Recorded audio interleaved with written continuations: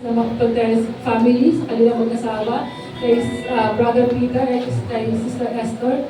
Panginoon, maraming salamat po sa patuloy na pagsama niyo po sa kanilang mag-asawa all throughout ng buong taon ng kanilang pagsasama, Panginoon. Hindi mo po sila binatawan. Salamat sa mga panalangin na idinulog nila sa iyo, Panginoon, na tinugon mo. Salamat sa iyong mga salita na ipinunla mo sa kanilang puso. Na every time na sila dumaranas ng kanilang mga pagsubok, yun po yung kanilang pinanghawakan. Salamat sa pananampalataya na patuloy na ginagawad mo sa kanilang buong mag-asawa, Panginoon, sa kanilang mag-asawa. Ang dalangin namin, O Diyos, manatili yung pag-ibig na yon sa kanilang mga puso. Ikaw ang maging sentro ng kanilang pagsasama, Panginoon. Dalangin namin, O Diyos, na anumang pong mga deepest desires ng kanilang puso bilang mag-asawa, sa kanilang pamilya, Panginoon. Lord, according to your will, it will be granted, O Diyos. Salamat po sa mga buhay nila, sa mga ministry na pinagkatiwala niyo po sa kanila.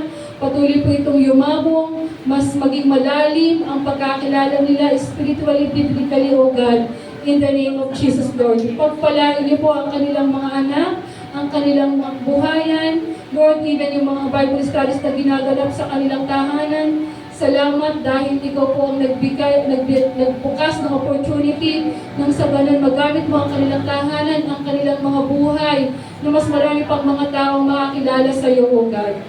Lord, we declare ang number 6:24-26 sa kanilang buhay. At sabi po doon, pagpalain kayo nawa at ingatan ni Yahweh, kahabagan kayo nawa at subaybayan ng Diyos, lingapin kayo at bigyan ng kapayapaan ng ating Diyos. Maraming salamat, dalangin po namin ng mahabang-mahaba, matagumpay na pagsasama sa kanila pong mag-asawa. Ito po aming panalangin in Jesus' name. Amen and amen. Praise God. Tayo po ay mag-proceed sa closing song and closing prayer. Happy anniversary. Sige po, tayo mga lahat ay tumayo at yung pong seryohan ang gawain sa umagang ito. Dahil po wala natin ibigay na best clap o kayo sa ating Panginoon ang sa kaya na hallelujah! Hallelujah! Lahat ay mawag natin Panginoon Diyos. Hallelujah!